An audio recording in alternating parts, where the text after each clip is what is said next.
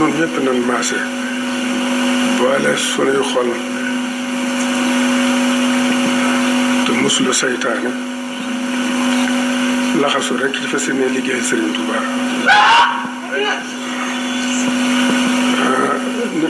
ni ma leen di dénk day